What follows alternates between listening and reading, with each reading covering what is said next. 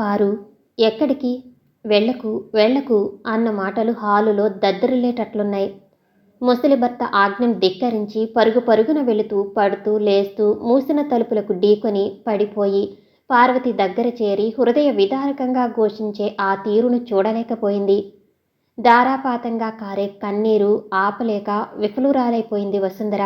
అవును, మన నటనే ఆ జగన్నాటక సూత్రధారుడు నడిపించే నాటకం అనుకుని చిన్నగా నవ్వి, ట్రాజడీ పిక్చర్స్ అంటే నాకు అందుకే బాధ అంది వసు. భలేదానివే, నీకిష్టమైన సినిమా అని తీసుకువచ్చా అంది సరసు. నీకెలా తెలుసు అంది ఆశ్చర్యంగా నేత్రాలు రెపరెపలాడిస్తూ. మాటల సందర్భంలో నువ్వే ఒకసారి అన్నావు అని లేచింది. హాలులో జనం ఏవేవో కలగా పులగంలా కబుర్లు చెప్పుకుంటూ వారికి తోచిన విధంగా కామెంట్ చేస్తూ వెళుతున్నారు. సరస్సుని అనుసరించింది వసుంధర. లైట్ల వెలుగులో చూసింది వసుని. కళ్ళు బాగా ఉబ్బినాయి, చెంపులు కళ్ళు ఎర్రబడ్డాయి. నీది ఎంత సున్నితమైన మనసు వదినా అంది సరసు. ఇల్లు చేరుకునేసరికి సూర్యుడు పడమరకి ఒరిగిపోతున్నాడు. కెంపు కిరణాలు మసగ్గా కనిపిస్తున్నాయి. అడుగులు వడివడిగా వేస్తూ నడుస్తున్నారు. ఇల్లు చేరుకునేసరికి ప్రకాష్ శ్రీహరి హాలులో మాట్లాడుకుంటూ కూర్చున్నారు. సినిమా ఎలా ఉంది అన్నాడు ప్రకాష్. మీ ఆవిడ దేవదాసు ఎదురుగా ఉన్నట్లుగా ఫీల్ అయ్యి ఎంతో బాధపడింది. ట్రాజడీ అంటే వదిన తట్టుకోలేదట అంది కిలకలా నవ్వుతూ. అవును సరసు, వసు మనసు చాలా సున్నితం అన్నాడు శ్రీహరి కల్పించుకుని. చెల్లెల వైపు ఆప్యాయంగా చూస్తూ అలా ఉండిపోయాడు. అందరికీ కాఫీలు కలిపి లక్ష్మితో పంపింది ప్రమీల. కాఫీలు ముగించి నలుగురు కబుర్లలో పడ్డారు. మర్నాడు ఉదయమే లేచి గబగబా టాయిలెట్ ముగించుకుని, మరి నే వెళ్ళొస్తా అక్కయ్య గారు అంది సరస్వతి. మంచిదమ్మా, నీకు వీలైనప్పుడల్లా వస్తుండు అంది ప్రమీల. వెళ్ళొస్తానన్నట్లు వసుంధర వైపు కనుసైగ చేసి మరీ కదిలింది సరస్వతి. ప్రకాష్ శీల వేసుకుంటూ హుషారుగా వసు అని పిలిచాడు. భర్త సంతోషానికి పెద్దగా కారణం తెలియకపోయినా. ఏం మాటండి అంటూ నవ్వుతూ అడిగింది వసు. వసు, ఈరోజు మనమంతా పిక్నిక్ వెళదాం. మా స్నేహితుడికి గులాబీ తోట ఉంది, అక్కడ చిన్న కాటేజీ కూడా ఉందిలే. మా లెక్చరర్స్ స్టాఫ్ అంతా వస్తున్నారు అన్నాడు హుషారుగా. అంతకన్నానా? శ్రీహరి ఆజ్ఞ శ్రీమతికి శ్రీరామరక్ష అంది. సరేలే, త్వరగా సర్దు, కావలసినవన్నీ సర్దుకో. మళ్ళీ లేట్ అయితే ఏం బాగుండదు. బస్ సరిగ్గా 4 గంటలకు వస్తుంది. శ్రీహరిని కూడా రమ్మన్నాను. ముందు కాస్త బెట్టు చేశాడు, తర్వాత సరే అన్నాడు అని గబగబా చెప్పుకుపోతున్నాడు. ఎన్ని నోములు పుణ్యఫలమో ఇలాంటి భర్తను నేను పొందటం. ఏమిటి ఇంకా ఆలోచన అన్నాడు. అబ్బే ఏమీ లేదండి. వస్తాను, కానీ వదినగారు కూడా వస్తారేమో అడుగుదాం అంది. అప్పుడే ఏదో పని మీద అక్కడికి వచ్చిన ప్రమీల. నేనెందుకమ్మా, పానకంలో పొడకలాగా ఇల్లు చూసుకుంటాను, హాయిగా మీరిద్దరూ వెళ్ళి రండి అంది ప్రమీల నవ్వులతో. చాలామంది పెద్దవాళ్ళు కూడా వస్తున్నారక్కా, నువ్వురా అన్నాడు ప్రకాష్. ఒరే బుజ్జి, నా సంగతి నీకు బాగా తెలుసును. నేను పదే పదే చెప్పించుకోను. కృష్ణ రామ అనుకునే నాలాంటి వారికి అలాంటివి సరిపడవు. ఈ బాధ్యతలు బరువులైనా ఇంకా ఎంతో కాలం మోయలేనురా. పసిపిల్లలతో కళకళలాడిన నాడు మీకు అప్పగించి నేను మరింత విశ్రాంతి తీసుకోవాలనుకుంటున్నా అంది ప్రమీల. చిన్న ట్రాన్సిస్టర్ చేతిలో పుచ్చుకుని వసు అంటూ వచ్చాడు శ్రీహరి. ఇదిగో చూడు గురు, మీ చెల్లెలు ఉంది చూసావు? స్లో గూడ్స్ ట్రైన్ అంటే నమ్ము అన్నాడు ఫిర్యాదుగా. శ్రీహరి నవ్వి ఊరుకుని, చూడు చెల్లాయ్, వీడు అసలే ప్యాసింజర్, ఎక్కడ పెడితే అక్కడ కబుర్లలో ఆగిపోతాడు. నువ్వు ఎక్స్ప్రెస్ కావాలి అన్నాడు ప్రేమగా ఆమె వైపు చూస్తూ. కిలకిలా నవ్వింది వసుంధర. అమ్మాయి, ఇవిగో ఇందులో స్వీట్స్, ఇందులో హాట్స్, మరి ఈ ఫ్లాస్క్లో 6 కప్పుల కాఫీ, వాటర్ బాటిల్లో నీళ్లు పోసి ఉంచాను, త్వరగా తయారవు అంది ఆప్యాయంగా మరదల్ని చూస్తూ. అమ్మయ్య, ఆ అమ్మాయి గారు సింగారించుకునేసరికి ఊరు మాటు మణిగింది అన్నాడు ప్రకాష్. ఊరుకోరా బుజ్జి, నువ్వు మరీను అంది తమ్ముణ్ణి. ఇంత మాత్రానికే ఉడుక్కుంటుందా మీ మరదలు? నేనేం ఉడుక్కోను, చాలా ధైర్యవంతురాల్ని అని బయలుదేరింది వసుంధర. వారు చిలిపి చిలిపి తగాదాలకు నవ్వుకుంటూ ముచ్చటగా చూస్తుండిపోయారు ప్రమీల శ్రీహరిలు. కారు హారన్ మోగింది. బస్సులో బిలబిలామంటూ అంతా ఎక్కి కూర్చున్నారు. ఎక్కడికి మమ్మీ అని ఒక చిన్నారి పాప తల్లిని ప్రశ్నిస్తుంది. పిక్నిక్కి అంది తల్లి. అక్కడ బాగుంటుందా అంది ఆ పాప తన బుల్లి చేతులను డాన్స్ చేస్తున్నట్లు తిప్పుతూ. ఏమో ఎవరికి తెలుసు, ఇప్పుడేగా వెళుతుంది అంది పాప తల్లి విసుగ్గా. కీ ఇచ్చిన బొమ్మలా నడిచి వెళ్ళి చిత్రంగా కళ్ళు తిప్పుతూ, డాడీ మీరు చూశారా అంది. లేదమ్మా, ఇప్పుడు అందరం చూడటానికేగా వెళ్ళేది అని ఆప్యాయంగా పాప బుగ్గలు ముద్దాడి చెప్పాడు అతను. పాపకు ఓర్పుతో చెప్పలేని తల్లి ప్రవర్తనకు వసుంధరకి చాలా అసహ్యం వేసింది. పెదవులకు లిప్స్టిక్ వేసింది.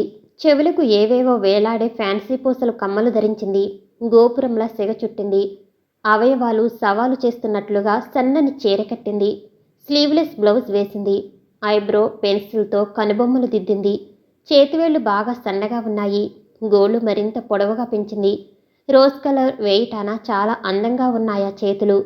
కానీ ఆమె చేసిన అలంకరణ చూపరుల దృష్టినంతా ఆకర్షించి జుగుప్స కలిగించే తీరు ఏమీ నచ్చలేదు.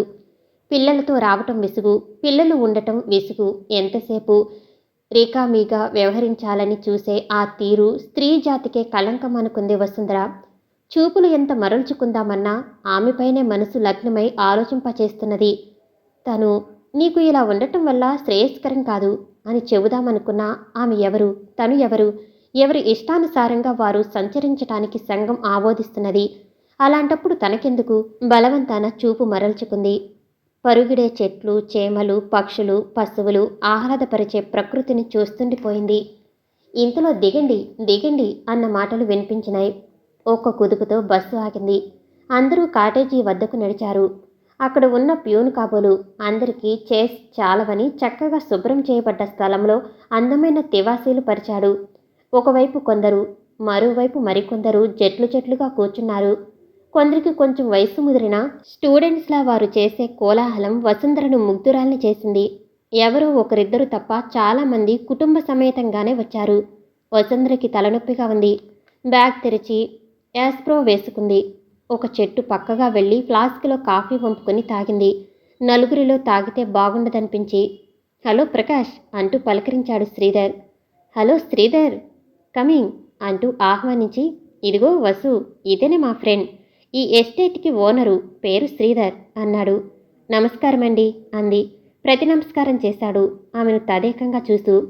ఇతను నా బాల్య స్నేహితుడు, పేరు శ్రీహరి, గొప్ప రచయిత అన్నాడు పక్కన చూపిస్తూ. ఓహో అలాగా, నమస్కారం, మీలాంటి వారి దర్శన భాగ్యం కలగటం నా అదృష్టం అని నవ్వాడు శ్రీధర్. మా అదృష్టం బాయ్ అన్నాడు ప్రకాష్ పెద్దగా నవ్వి. అతని నవ్వులో శృతి కలిపి నవ్వాడు శ్రీహరి. వస్తాను, మీకు టిఫిన్ కాఫీ వగైరా ఏర్పాట్లన్నీ చేసేశాను అంటూ వెళ్ళిపోయాడు శ్రీధర్. ఏమిటండి, ఎన్నడూ ఆడవాళ్లను చూడనట్లు అలా తాగేసేటట్లు చూస్తుండిపోయాడు అంది వసుంధర చిరుకోపంతో. నువ్వు అపార్థం చేసుకోకు వసు, అతను చాలా మంచివాడు. నిన్ను అలా చూడటం నాకు ఆశ్చర్యం కలిగించింది అన్నాడు ప్రకాష్ ఏటో చూస్తూ. ఆ సంఘటన ఆశ్చర్యపరిచింది ఒక్క ప్రకాష్నే కాదు, శ్రీహరి వసుంధరలను కూడా. అందరికీ టిఫిన్లు కాఫీలు సప్లై అయింది. గులాబీ తోట నుండి సన్నని కమ్మని సువాసనలు ప్రతివారి ముక్కుపుటాలను సోకింది. గులాబీలో ఇన్ని రకాలు ఉంటాయని కానీ, ఇంత అందంగా ఉంటాయని కానీ ఎన్నడూ ఊహించని వసుంధర మనసు అవ్యక్తమైన ఆనందాన్ని అనుభవించింది. ఇంత అందమైన తోట పెంచేవాళ్ళు ఎంత అదృష్టవంతులో. ఇక్కడ ఒక్క క్షణం గడిపినా చాలు అనుకుంది. వసు అన్న పిలుపుకి తన లోకంలో నుండి ఈ లోకంలోకి వచ్చిపడింది. వసు, ఒక్క పాట పాడు అన్నాడు ప్రకాష్. ఇక్కడా ఇప్పుడా అంటూ నలుమూలలా కలయి చూసింది. పర్వాలేదు పాడు వసు, నాకిష్టమైన పాట. పాట పాడు మా కృష్ణ అన్నాడు శ్రీహరి బ్రతిమిలాడే ధోరణిలో. ఎన్నిసార్లు విన్నా ఇంకా అదే కోరతావు అంది వసు. చుట్టుపక్కల వాళ్ళు ఎవరి గోలలో వాళ్ళుండిపోయారు. కొందరు గులాబీ తోటలో తిరుగుతూ ఆనందిస్తున్నారు. మరికొందరు ట్రాన్సిస్టర్ పెట్టుకుని హిందీ పాట అర్థమైనా కాకున్నా తలూపుతూ చిటికెలు వేస్తున్నారు. వసుంధర పాట అయిపోగానే చప్పట్లు కొట్టి, చాలా బాగా పాడావు వసు అన్నాడు అభినందించే ధోరణిలో. మీకు నచ్చినట్లు లేదు అంది వసుంధర బత్తమొహంలోకి చూస్తూ. నయం, ఊహాలోకాల్లోకి తేలిపోయి ఇప్పుడిప్పుడే దిగుతున్నాను అని నవ్వాడు ప్రకాష్. శృతి కలిపారు శ్రీహరి వసులు. ఇంతలో బయలుదేరని, త్వరగా, మనం వెళ్ళేసరికి చాలా పొద్దుపోయేటట్లుంది అన్నారు ఎవరో. శ్రీధర్ అటుగా వచ్చి, మీ పాట చాలా బాగుంది అని టేప్ రికార్డు ఆన్ చేశాడు. వసుంధర పాట, వారి మాటలు తిరిగి వినిపించాయి. సారీ గురు, అనుకోకుండా చేశాను. నీ అనుమతి కోరే అవకాశం లేకపోయింది, నన్ను క్షమించు అన్నాడు. పర్వాలేదులేండి అన్నాడు శ్రీహరి నవ్వి. నౌకరు గులాబీ పూలుగుత్తి తెచ్చి శ్రీధర్ చేతికి అందించాడు. ఆ తోటలో ఉన్న రకరకాల పూలన్నీ ఉన్నాయి ఆ గుత్తిలో. అవి వసుంధర చేతికి అందిస్తూ, తీసుకోండి చెల్లాయ్ అన్నాడు శ్రీధర్. భర్త వైపు చూసింది వసు. తీసుకోమన్నట్లుగా సైగ చేశాడు. అందుకుంది అయిష్టంగానే. నమస్కారం, వెళ్ళొస్తాం అంటూ కరచాలనం చేసి బయలుదేరారు ప్రకాష్, శ్రీహరులు. బస్సు దాకా వచ్చి చేయి ఊపుతూ వేడ్కోలు చెప్పాడు శ్రీధర్. అతను తనను ఎందుకు అభిమానిస్తున్నాడో ఆమెకి ఎంతకీ బోధపడలేదు. బస్సు కుదుపుకి తూలి శ్రీహరి ఒళ్ళో పడింది వసుంధర. కడ్డీ పుచ్చుకొమ్మా అంటూ ఆమెను పొదివి పట్టుకుని లేపాడు శ్రీహరి. ఆ సంఘటన ప్రకాష్ మనస్సును కలిచివేసింది. బస్సులో వాళ్ళంతా వాళ్ళిద్దరినీ చూసి ఏదో నవ్వుకుంటున్నారని భ్రమించాడు. కోపంతో అతని కళ్ళు ఎరుపెక్కినాయి. ఇల్లు చేరుకున్నాక వదినగారితో అక్కడి విశేషాలన్నీ చెప్పి తృప్తిపడింది వసుంధర. మర్నాడు సంక్రాంతి పండుగ అని శ్రీహరి ఒక పట్టుచీర కొని తీసుకువచ్చాడు. ప్రకాష్ ఆ సమయంలో ఊళ్ళో లేడు. ప్యాకెట్ ఆప్యాయంగా అందుకుని, అన్నయ్య, ఇంత ఖరీదు చీర తేకపోతే ఏం అంది మందలింపుగా. తోబుట్టుకి పెట్టడానికి ఖరీదు ఎంతైనా కష్టం అనిపించదమ్మా అన్నాడు శ్రీహరి. అన్నయ్య అంది కన్నీటి పొరలు కమ్మే నేత్రాలతో. చూసి వంగి పాదాభివందనం చేయబోయిన చెల్లెల్ని భుజాలు పెట్టి పొదివి పట్టుకుని తన హృదయానికి హత్తుకుని, నీవు నా ప్రాణం తల్లి అన్నాడు. వారు అలా ఉన్న సమయంలో వచ్చిన ప్రమీల కనుబొమ్మలు ముడిపడినాయి. ద్వారం అవతల కిటికీ గుండా అప్పుడే వచ్చిన ప్రకాష్ కంట కూడా పడింది. ఒక స్త్రీ, అందున అపరిచితమైనది, కేవలం రక్షించినంత మాత్రాన అన్న అనే సంబోధనతో ఇంత చనువుగా వ్యవహరించుట హాస్యాస్పదం. వదినగారిని భర్తను చూసి ఏదో అనుభవింది వసు. ముఖం పక్కకు తిప్పుకుని వెళ్ళిపోయిందామె. కూడా తన గదిలోకి విసురుగా వెళ్ళిపోయాడు ప్రకాష్. వాళ్ళ వింత ప్రవర్తనకు విస్తుపోయాడు శ్రీహరి. అసలు తనదే తప్పు. చెల్లెలని చనువుగా వ్యవహరించటం, తన భార్యతో పరపురుషుడు చనువుగా ఉంటే భరించే ఎత్తుకు ఎదగలేదు మన సంస్కృతి. ఎంత ఉన్నత స్థానంలో ఉన్నా స్త్రీ భర్త నీడనే బ్రతుకు గడపాలి. అప్పుడే స్త్రీకి గౌరవాభిమానాలు దక్కుతాయి. లేనినాడు కాలరాచి మట్టిపాలైన జాలి చూపదు ఈ సమాజం. స్త్రీకి కట్టుబాట్లు ఉండటం తప్పు కాదు, కానీ రక్త సంబంధాన్ని బలిపెట్టే స్థితికి దిగజారరాదు అనుకుని, వస్తానమ్మా, వస్తానండి అంటూ వడిగా వెళ్ళిపోయాడు శ్రీహరి. అన్న వెళుతున్న వైపు చూసి అలా ఉండిపోయింది వసు. అయిందా అన్నగారి సాగనంపటం అన్నాడు ప్రకాష్. అతని మాటల్లో దురుసుతనానికి విస్తుపోయింది. వివాహం అయి సరిగ్గా 6 మాసాలన్నా దాటలేదు. అప్రయత్నంగా వసుంధర కళ్ళు వర్షించినాయి. ఇక సరే, అంటే వస్తాయి మీ ఆడవాళ్లకు కన్నీళ్లు, నేలకుండా నెత్తినే ఉంటుంది అన్నాడు కోపంగా. ఒరే బుజ్జి, వంట అయింది, వడ్డించాను రండి రా అంది ప్రమీల. వసుంధరకు తెలుసు తనను ఎందుకో పరోక్షంగా మాటలతో బాధిస్తున్నారు. కారణము అన్నయ్య రాక అయితే రావద్దని చెప్తాను. నా గుండెలు బద్దలైతే ఎవరికి కావాలి? ఎందుకు అతన్ని చూస్తుంటే అన్నయ్య గుర్తుకు వస్తున్నాడు. నామరూపాలు లేకుండా పోయే నన్ను ఒక మనిషిగా నిలబెట్టి తీర్చిదిద్దాడు. అలాంటి దైవస్వరూపినిపైన వీళ్ళకు కక్ష. వాళ్లతో ఉన్నపాటి చనువే తనతోనూ చూపించాడు. వీరిలో దాగిన సంకుచితత్వం అర్థం చేసుకోలేకపోయాను. ఇన్నాళ్ల నుండి ఎంతో ఆప్యాయతగా పలకరించే వదినగారిలో కాఠిన్యం తొంగి చూసేసరికి వసుంధర మనసు బాధతో బరువెక్కిపోయింది. ఏదో తిన్నానన్నట్లు కంచంలో అన్నం కెలుకుతూ తిని లేచిపోయింది వసుంధర. అలా జరిగితే అమ్మాయి ఒంట్లో బాగలేదా అంటూ గాబరాగా నుదురుపెట్టి చూసి కంగారు పడేది. కానీ ఈనాడు తనకేమీ పట్టనట్లుగాను, తనేమీ కానట్లుగా ప్రవర్తించే ఆ అక్క తమ్ముళ్ల ప్రవర్తనకి వసుంధర బాధపడింది. ఎంతగానో మోగగానే విలపించింది. అన్నయ్య, నేను నష్టజాతకురాల్ని, నువ్వు నా కోసం రాకు అని గట్టిగా అరవాలనుకుంది. గొంతుక పెగలలేదు. గదిలోకి రాబోతున్న వస్తుని అసహ్యంగా చూస్తూ, నీకు ఈ గదిలో ఏం పని? పెళ్ళి ఒకరితో, రంకు మరొకరితోనా అన్నాడు ప్రకాష్. ఏమండి, అలా అనకండి, మీకు ఎంతైనా పుణ్యం ఉంటుంది. అన్నయ్య సంగతి నాకన్నా మీకే బాగా తెలుసు అంది బోరున ఏడుస్తూ.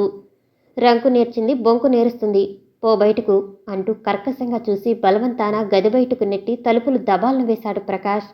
ఏమండి అంటూ వెక్కి వెక్కి ఏడ్చింది. ప్రకాష్ మనసు అనుమానాల పొరలతో దట్టంగా పేర్చుకుని పోయింది. మహాతల్లి వచ్చి ఈ ఇంట్లో చిచ్చు రేపావు అంది కఠినంగా ప్రమీల. నన్ను అర్థం చేసుకునే వాళ్లే కరువైనారా? భగవాన్, అరచేత స్వర్గం చూపినట్లు చూపి లాక్కున్నావా ప్రభు అంటూ మోగగా దేవుణ్ణి ప్రశ్నించింది. ప్రకాష్ వర్షించిన నేత్రాలతో పదే పదే ఆ ఉత్తరం చదువుకున్నాడు. నేను పశువులా ప్రవర్తించానా? వసు నిజంగా ఆత్మహత్య చేసుకుందా అన్న అనుమానం పీడిస్తుండగా శ్రీహరి గదికి వెళ్ళాడు. దాదాపు రాకపోకలు తగ్గించిన శ్రీహరి గదికి పోవాలంటే ప్రకాష్ కాళ్ళు తప్పు చేస్తున్నట్లుగా వణికినాయి. అయినా తలుపు తట్టాడు. వసుంధర వచ్చిందా అన్నాడు ప్రకాష్. వసు ఏమైంది లేదా అన్నాడు శ్రీహరి గాబరాగా. మౌనంగా చేతిలో ఉత్తరం అందించాడు ప్రకాష్. పూజ్యులైన భర్తగారికి నమస్కారములు. మీరు నన్ను ఒక మనిషిని చేసి ఎనలేని ప్రేమాభిమానాలను కురిపించారు. మీకు సదా కృతజ్ఞురాల్ని. కాని మీరు ఏ కారణం చేతనో దేవుడు లాంటి అన్నయ్యను అనుమానించి మా మధ్య ఉన్న బంధానికి అక్రమ సంబంధం అంటకెట్టి పవిత్రతకు కళంకాన్ని ఆపాదించారు. నేను ఒక నష్టజాతకురాల్ని అనుకుని ఈ ప్రపంచం నుండి శాశ్వతంగా తప్పుకుంటున్నాను. ఇట్లు వసుంధర. ఉత్తరం మడుస్తూ వసు అని చేతులతో ముఖం దాచుకుని వెక్కి వెక్కి ఏడ్చాడు శ్రీహరి. ప్రకాష్ అతన్ని వారిస్తూ, దీనికంతకు కారణం నేను. నన్ను క్షమించు శ్రీహరి అన్నాడు బాధగా. నీది తప్పులేదు బావా. పవిత్రమైన స్త్రీ ఏ పరపురుషుడితో చనువుగా వ్యవహరించినా కూడా అనుమానించటం సహజం. దీనికంతకు కారణం నేను. మనం ఇలా కూర్చుంటే ఇక అయినట్లే. పద వెతుకుదాం అన్నాడు శ్రీహరి. అన్ని చోట్ల గాలించారు. వసుంధర జాడ ఎక్కడా లేదు. ప్రకాష్ చెదిరిన మనసుతో తన వల్లనే వసు తనకు దూరమైందని విలపించి గది దాటినాక అస్తమానం తాగుడుతో కాలం గడుపుతున్నాడు. ప్రకాష్ జీవితం అనుకోని మలుపు తిరిగినందుకు ప్రమీల హృదయం బద్దలైంది. ఏనాడు చేసిన పాపమో భగవాన్, ఏమిటి శిక్ష, ఎందుకీ కక్ష అని విలపించింది. ఆ పరిస్థితుల్లో ఏమీ చేయలేక అసహాయుడై లోలోన కుంగి కృశించిపోయాడు శ్రీహరి. ఇదంతా తన వల్లనే కదా, ఈ చిత్తక్షోభ అనుకున్నాడు. శ్రీహరి రచనలు కుంటుపడినాయి. ఒకనాడు అనుకోకుండానే ఎదురుపడిన శ్రీధర్, ఓ మీరు మీరు శ్రీహరి కదూ అన్నాడు. అవును, మీరు శ్రీధర్ కదూ అన్నాడు. రండి, మీతో చాలా ముఖ్యమైన విషయాలు మాట్లాడాలి అన్నాడు. శ్రీధర్ అతన్ని అనుసరించాడు మౌనంగా. శ్రీహరి అందమైన భవనంలోకి దారితీశారు వాళ్ళు. పెద్ద హాలు అధునాతనమైన అందమైన ఫర్నిచరుతోనూ తైలవర్ణ చిత్రాలతోనూ అలంకరింపబడి ఉంది. మీరు నేను కళాకారులం కాబట్టే మీరంటే నాకు అభిమానం అన్నాడు. శ్రీధర్ సోఫాలో జారిగిల పడుతూ అతను ఎదురుగా ఉన్న సోఫాలో తను కూర్చుని మీరు అని ఆపేశాడు. అవును, నేను చెప్పాలనుకున్న విషయం అది కాదులేండి అన్నాడు. నాకు గుర్తుంది అన్న ధోరణిలో. బజర్ నొక్కగా ప్యూను వచ్చి చేతులు కట్టుకుని నిలబడ్డాడు. కాఫీ టిఫిన్ పట్టుకురా అన్నాడు. అతను తల ఊపి 10 నిమిషాలలో ట్రేలో కాఫీ టిఫిన్ తెచ్చి బల్లపై ఉంచాడు. తీసుకోండి, తర్వాత మాట్లాడుకుందాం. మీరు కంగారు పడే పనేం లేదు అన్నాడు శ్రీధర్. తనకు నిజంగానే కంగారుగా ఉంది. ఆ విషయం ఏమిటి, దేని గురించి అన్న మాట తనని బాధ పెడుతూనే ఉంది. మౌనంగా ముగించాడు కాఫీ తాగడం. సిగరెట్టు తను ముట్టించి శ్రీహరికి కూడా ఆఫర్ చేశాడు. నో థ్యాంక్స్ అన్నాడు శ్రీహరి. చాలా మంచి అలవాటులేండి అని నుసియాష్ ట్రేలో దులుపుతూ, మీ చెల్లాయి వసుంధర చాలా పెద్ద ప్రమాదం నుండి తప్పించుకుంది. సమయానికి నేనే అడ్డుగా వచ్చి ఉండకపోతే అనే విషయం తలుచుకున్నప్పుడల్లా ఒళ్ళు జలధరిస్తుంది అన్నాడు శ్రీధర్. ఏమిటి మీరనేది? మా వసు ఏమిటి, ప్రమాదం ఏమిటి అన్నాడు శ్రీహరి. మీరు కంగారు పడే పనే లేదని ముందుగానే చెప్పాను నేను. ఓ అర్జెంట్ కేసు చూసి వస్తున్నాను. చాలా రాత్రి అయిందిరండి. నా కారుకు తగిలి పడింది. ఆ సమయంలో వసు అయి ఉంటుందని ఎవరు ఊహించగలరు? ఏయ్ అమ్మాయి, కాస్త చూసి నడవద్దు. మీరు ఇలా కళ్ళు నెత్తిమీద పెట్టుకుని నడుస్తుంటే ప్రమాదాలు జరగక ఏమవుతాయి అన్నాను విసుగ్గా. సారీ, ఈ పాడు ప్రాణాలు పోవటం లేదు.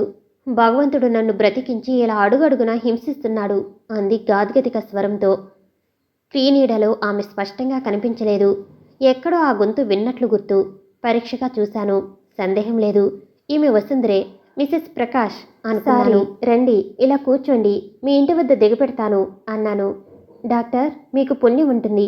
ఆ పని మాత్రం చేయకండి. నాకు బ్రతకాలని లేదు.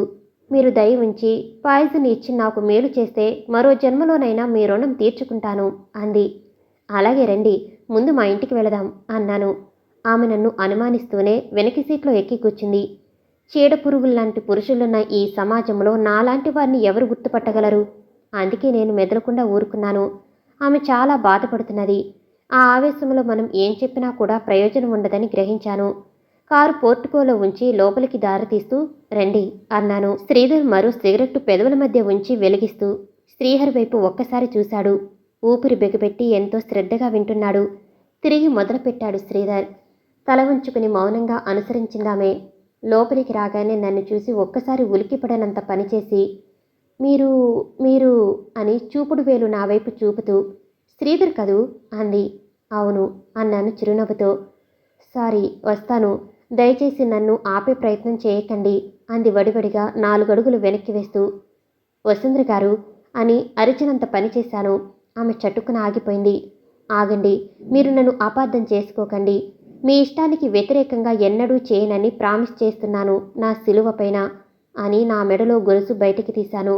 ఒక్క క్షణం ఆలోచించి తిరిగి లోపలికి వచ్చి సోఫాలో కూర్చుంటూ అంది, మీరు మా అన్నయ్యలా రక్షించి నాకు కీడు చేశారు అని.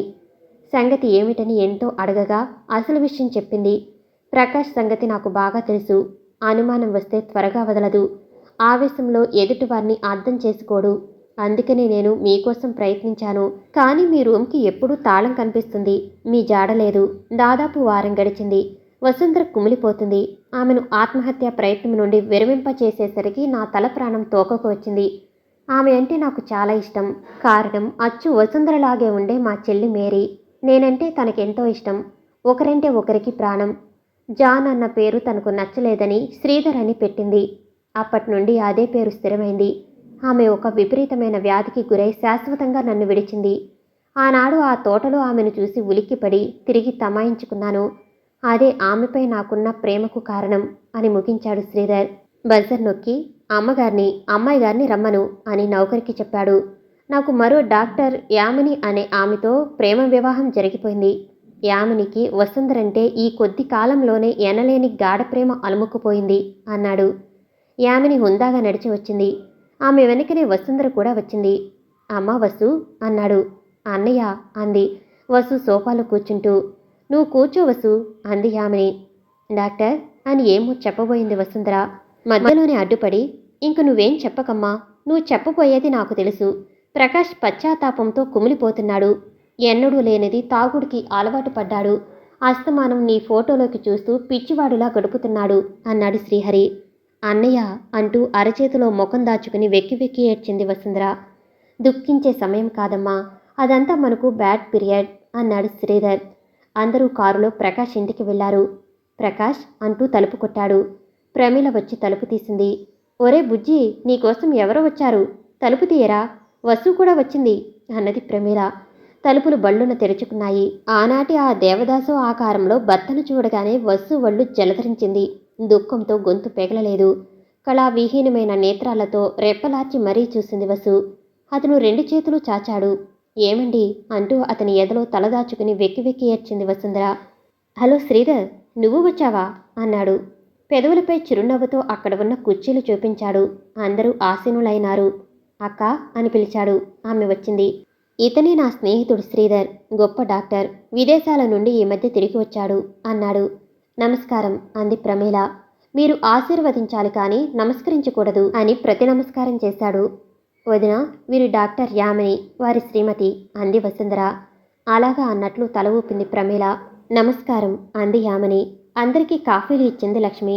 అవి తాగి అక్కడ పెట్టి, ఇక వస్తామండి, మళ్ళీ ఎప్పుడైనా వస్తాం అంటూనే లేవబోయారు డాక్టర్స్.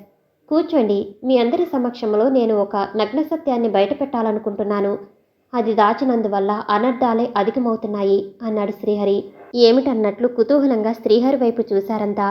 డాక్టర్, మీరన్నారు చూశారు, మీ చెల్లెలు మీ కళ్ళ ఎదురుగా పరలోకం పోయినా ముమ్మూర్తులా అదే పోలికలు ఉన్న వస్తువుని చూసి మొదట్లో కంగారు పడ్డా, తర్వాత ఆమె స్నేహితుడు భార్య అయినందువల్ల మీరీ స్థానాన్ని భర్తీ చేసిన వసుంధరపై ఎనలేని ప్రేమాభిమానాలను పెంచుకున్నారు. అలాగే నేను ఆమెను సముద్రపు కెరటాల తాకిడికి వస్తే చేరదీసి ఆదరించాను. కానీ ఆమె నా చెల్లెలేనని ఆమె కథ విన్న తర్వాత దృఢపరుచుకున్నాను.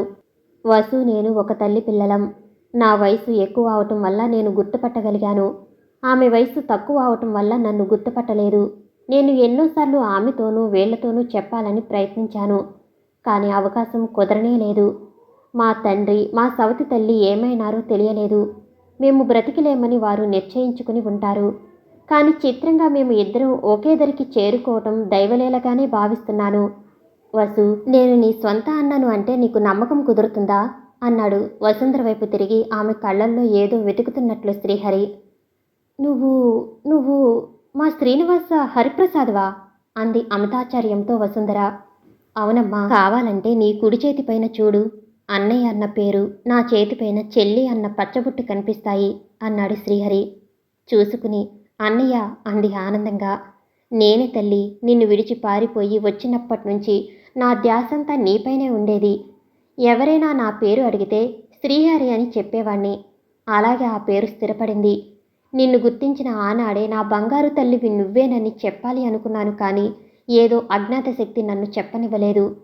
ఆ కథంతా చెప్పి నీ మనసు క్షోభ పెట్టడం దేనికని ఊరుకున్నాను, కానీ చనిపోయిన మా అమ్మ మమ్మల్నిద్దరినీ ఒకచోట చేర్చిందేమోననిపిస్తుంది. ఒక రోజున మేమిద్దరం బజార్లు చూడటానికి బయలుదేరాం. బజార్లు చాలా రద్దీగా ఉన్నాయి. ఏవేవో ఉత్సవాలు జరుగుతున్నాయి. రంగురంగుల బొమ్మలకు రకరకాల సామగ్రిని, రంగుల రాట్నంని చూస్తున్నాం. ఒకచోట మా కళ్ళు ఆగిపోయినాయి. పిల్లలు పెద్దలు అతని చుట్టూ చేరి వింత చూస్తున్నారు. కొందరు అతని ముందుకు చేయి చాచి కళ్ళు మూసుకుంటున్నారు. భార్య కాబోలు పక్కన కూర్చుంది. అదో విధమైన మానసిక వస్త్రాలు ధరించింది. చంకకి వేలాడుతున్న ఒక గుడ్డ సంచిలోంచి తీసి ఏదో పసరు పూసి గుచ్చుతుంది. తిరిగి అరుస్తుంది. రండి బాబూ, రండి. రాముడు కృష్ణుడు ఏ దేవుడైనా సరే పచ్చబొడుస్తాం బాబూ, రండి. మీ ఇష్టం వచ్చిన పేర్లు పొడుస్తాం, రండి బాబూ, రండి రండి. పావలా బాబూ, ఒక పచ్చకు పావలా మాత్రమే బాబూ, రండి అంటూ పెద్దగా అరుస్తుంది. అతని మీసాలు బాగా గుబురుగా సర్వే చేయని అడవిలా ఇష్టం వచ్చినట్లు పెరిగాయి. గడ్డం భుజాల వరకు, నడినెత్తిన పిడికెడు ముడి, ఎర్రటి వస్త్రాలు ధరించాడు. మెడలో రంగురంగుల పూసలు, ముక్కుకు పెద్ద రింగులాంటిదేదో ఉంది. నుదురున నయా పైసా అంత బొట్టు. చాలా భయంకరంగా ఉన్నాడు. సినిమాలలో చూపే మాంత్రికుడులాగా. అన్నయ్య, వాడు మనల్నేమైనా చేస్తాడేమో, పద వెళ్ళిపోదాం, నాకు భయం వేస్తున్నది అంది వసు. అతని భార్య వైపు చూసి గారిపెట్టిన పళ్లతో నవ్వి, భయం లేదమ్మా, ఆడు అంతే, అలా ఉంటాడు కానీ ఏం చెయ్యడు అంది. వసు కళ్ళు భయంతో బెదురుతూనే ఉన్నాయి. జనాన్ని తోసుకుని అతని ముందుకు వెళ్ళి నుంచున్నాను. ఎందుకన్నయ్యా పచ్చ అంది వసు. ఒకరికి ఒకరు మారిపోతే గుర్తు కోసం అన్నాను.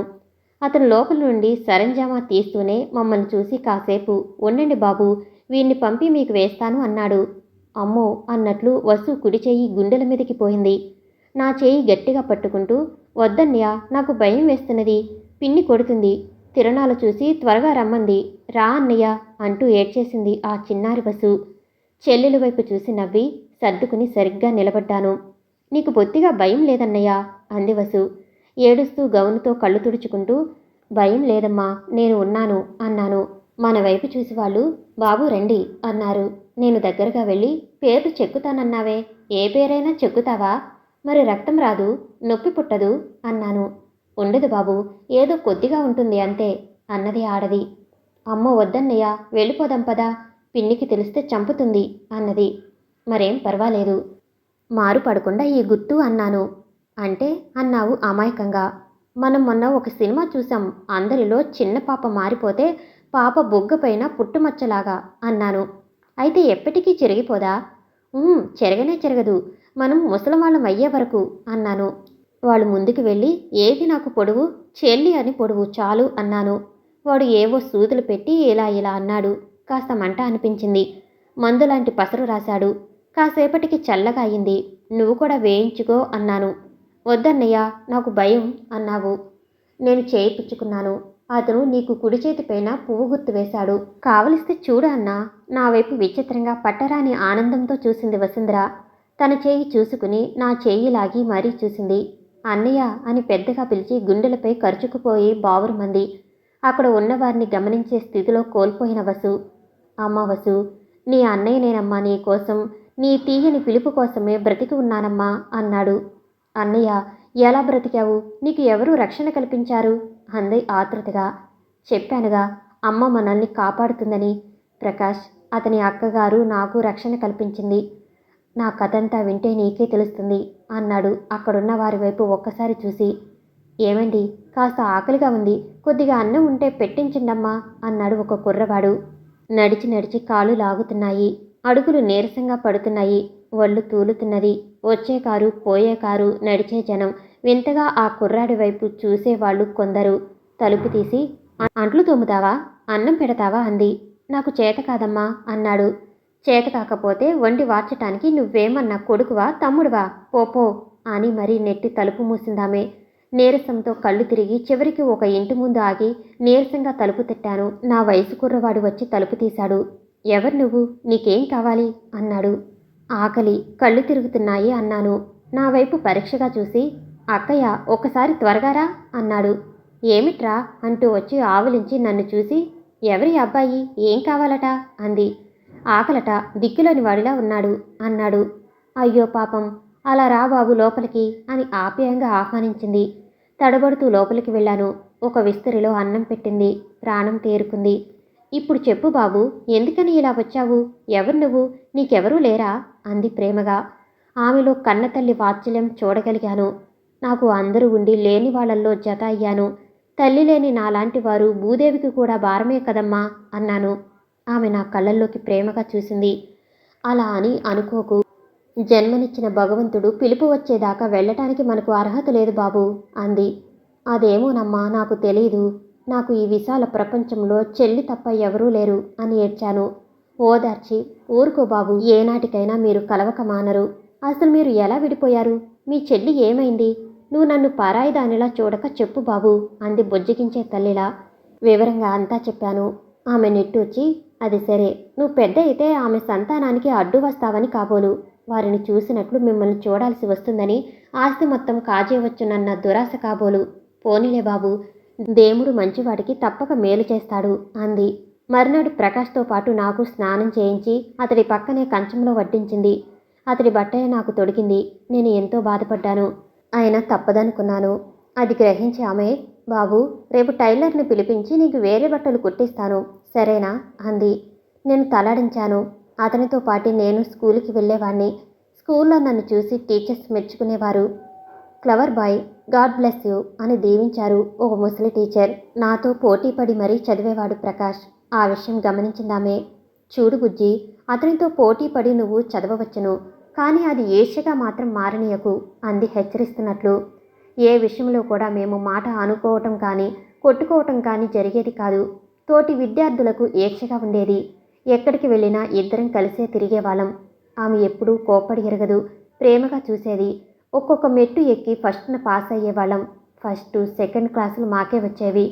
పరమపద సోపానంలాగా మేము పై చదువులకి ప్రాకులాడేవాళ్ళం. 9 దాటితే ఆరోగ్యం పాడవుతుందని భయపడి చదవనిచ్చేది కాదామే. అలా చదివి డిగ్రీ చదువులకి అందుకున్నాం. నేను BAతో ఆపేశాను. ఇంకా వాళ్ళకి భారంగా ఉండటం ఇష్టం లేక. అతడు MA పాస్ అయ్యి లెక్చరర్ పోస్టులో జాయిన్ అయ్యి స్థిరపడ్డాడు. నేను బ్యాంకులో ట్రై చేశాను, కానీ డబ్బు కావాలి. అందుకు ఆమె గారిని ఇంకా పీడించటం ఇష్టం లేక ఇప్పట్లో ఉద్యోగం చేసే ఆలోచన లేదని అబద్ధం చెప్పాను. ఆమె ఎంతగానో చెప్పి చూశారు. ఉద్యోగం పురుష లక్షణం అన్నారు. నేను నా రచనా వ్యాసంగాన్ని కొనసాగించాను. కళానికి పదును పెట్టాను. నాకు అర్థమైందల్లా ఉత్తర దక్షిణాల వల్ల తప్ప కార్యం కొనసాగదని. అప్పుడు ఆమె వద్ద అసలు విషయం బయట పెట్టాను. అప్పుగా నాకు డబ్బు తెప్పించి ఇచ్చింది. వడ్డీ లేదు. అందుకని నేను శ్రమించి రచనలు చేసేవాణ్ణి. ఒక్కటైనా ఆచ్యుతి పడలేదు. చివరికి విసిగి వేసారి నిర్భాగ్యుడి జీవితం అన్న నవల రాశాను. బహుమతి గెలుచుకుంది. కానీ నాలో సంతోషం లేదు. అనుక్షణం గుండెల్లో నా చెల్లి మెదులుతున్నది. అన్నట్లు చెప్పటం మర్చిపోయాను. ఆనాడు నువ్వు దొరికిన ఆ సముద్రపు కెరటాలను చూస్తూ ఎప్పుడూ దిగులుగా కూర్చునేవాణ్ణి. నీ చెల్లులు ఇలా ఇక్కడ కూర్చుని చూస్తూ దిగులు పెడితే దొరుకుతుందా? ఈ కడలి తల్లి నీ చెల్లిని తెచ్చి అప్పగిస్తుందా అనేవాడు నవ్వి ప్రకాష్. ఏమో, ఎవరికి తెలుసు. కానీ ఇక్కడ ఇలా ఈ కెరటాలు చూస్తూ గడుపుతుంటే ఏదో తృప్తి, చెప్పలేని ఆనందం ఉంటుంది అన్నాను. వెన్ను తట్టి నవ్వేవాడు. క్రమక్రమంగా పెద్దవాళ్ళము అయినా మాలో స్నేహం పసివాడలేదు. ప్రకాష్ అలా అలా కాలక్షేపం చేసేవాడు. ఒకరోజు ఆమెతో, నేను వేరే గదిలో ఉందామనుకుంటున్నాను అన్నాను. ఏం, ఇక నీకు బాగలేదా అందామె నొసలు చిట్లించి. అబ్బే, అదేం కాదు. నా కాళ్లపై నిలబడగల స్తోమత ఇచ్చారు, దారి చూపించారు. ఇంకా నేను భారంగా ఉండటము బాగలేదు. దయచేసి మీరు ఈ నా కోరికను మన్నించండి అన్నాను ప్రాధేయపూర్వకంగా. సరే, నీ ఇష్టం అందామే. మీరు సంతోషంతో చెప్పండి, అదే నాకు శ్రీరామ రక్ష అని ఆమెకు పాదాభివందనం చేశాను. ఆప్యాయంగా నన్ను నిమిరి, నువ్వు ఎక్కడ ఉన్నా నీ శ్రేయస్సు కోరేదాన్ని. నేను ఒకదాన్ని ఉన్నానని మరొక బాబు అంది చెమర్చిన కళ్ళను కొంగుతో తుడుచుకుంటూ. నా కళ్ళల్లో నీళ్లు తిరిగినాయి. నేను ఉండటం అక్కడ ఉన్నా, పెరగటం ఇక్కడేనమ్మా అన్నాను. ఆమె సంతోషంతో నవ్వి, నీ మనసు నాకు బాగా తెలుసు బాబు, నన్ను మర్చిపోకు అని నా సామాగ్రి అంతా సర్ది తనే గది చూసి పెట్టింది. నాకు ఏ లోటు రాకుండా చూసేవారు ప్రమీల గారు. కాస్త తలనొప్పిగా ఉందంటే కంగారు పడేవారు. ప్రకాష్, నేను ప్రాణం కన్నా ఎక్కువగా ఒకరంటే ఒకరికి ఆత్మీయత పెరిగింది. నన్ను చూడందే అతను ఉండలేడు, అతన్ని చూడందే నేనుండలేను. అలా ఉన్న మా స్నేహం ఈనాటికి ఇలా అనుమానాలకు తావిచ్చాయి.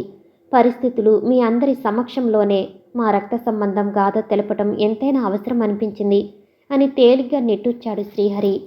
అయితే నువ్వు మా శ్రీహరి వరప్రసాదం అన్నమాట అంది వసుంధర పట్టరాని సంతోషంతో. అవునమ్మా నేనే అన్నాడు శ్రీహరి చెల్లెల్ని ఆప్యాయత తొణికిసలాడే చూపులతో. ఆనాడు పచ్చబొట్లే మనం పొడిపించుకోకుండా ఉంటే ఈనాడు మన బంధాన్ని నమ్మే నిదర్శనాలే కరువైపోయేవి. మా నాన్నగారు మేము జీవించలేమేమో అన్న నిర్ణయానికి వచ్చి ఉంటారు. అసలు ఆయనకు మేమంటే పంచప్రాణాలు. కానీ ఆ ప్రేమ పైకి ఎంతమాత్రం వ్యక్తం చేసేవారు కాదు. పిన్ని చూపులతోనే ఆయనను కట్టిపడేసేది. వాళ్ళ ఆస్తిపాస్తులకు నేను వారసుడనవుతానని అలా ఆనాడు అడ్డు తొలగించుకోవాలన్న దురుద్దేశంతో హత్యా ప్రయత్నాలు చేసింది. ఆ విషయం గ్రహించి పారిపోయి వచ్చి ఇలా ఒంటరి జీవితం గడపసాగాను. కానీ దైవ నిర్ణయం మా అన్నా చెల్లెలను విడదీయలేదు. అందుకు భగవంతుడికి సదా కృతజ్ఞుడను అన్నాడు. అంతవరకు శ్రోతలలా వింటున్న డాక్టర్ శ్రీధర్, అతని భార్య యామిని, ప్రమీల, ప్రకాష్ ఒక్కసారిగా ఆశ్చర్య దృక్కులతో శ్రీహరిని చూశారు. ఒక్కోసారి దైవలీల చిత్రాతి చిత్రంగా ఉంటుంది. కాకపోతే ఎక్కడో పడ్డ వసుంధర శ్రీహరికే దొరకటం అదృష్టం కదా అన్నది యామిని నవ్వుతూ.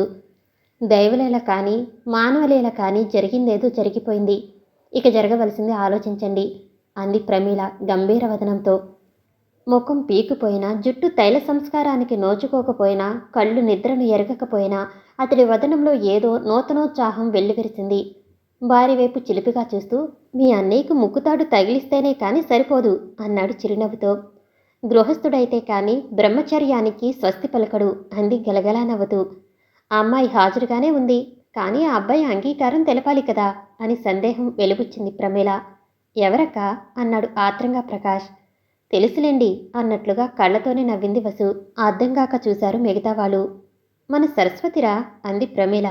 అవును, శ్రీహరికి తగిన భార్య అన్నాడు ప్రకాష్. చాలాసార్లు ఆమెను చూసిన కారణాన అతను ఆ స్త్రీమూర్తిని కన్నుల ముందుకు తెచ్చుకుని ఒక్కసారి తనివి తీరా చూసుకున్నాడు శ్రీహరి. అందంగా ఉన్న కోలమొహం, సన్నని సంపెంగ మొగ్గలాంటి నాసిక, ఎర్రని పల్చని దొండపండు లాంటి పెదవులు, చేపపిల్ల లాంటి అందమైన సోగ కన్నులు, అందమైన శిరోజాలంకరణ, చురుకైన మాటల పొందిక, నిర్మలమైన నిష్కటపైన మంచి మనసు కలది. ఏమిటి ఆలోచిస్తున్నావు శ్రీహరి అని అడిగింది ప్రమీల. అబ్బే ఏం లేదండి, నేను ఇష్టపడినంత మాత్రాన సరిపోతుందా అన్నాడు. ఆ విషయం నాకు వదిలే, నీ సంగతి చెప్పు అంది ప్రమీల. నాదేముందండి, మీ ఇష్టానికి వ్యతిరేకంగా నా ఇష్టం ఏమీ లేదు అన్నాడు శ్రీహరి నిర్మోహమాటంగా. తదాస్తు అన్నాడు ప్రకాష్ చిరుమందహాసంతో. అయితే ఆ అమ్మాయి గురించి తెలుసుకోవాల్సింది కొంత ఉంది. ఆ అమ్మాయికి తల్లిదండ్రులు లేరు.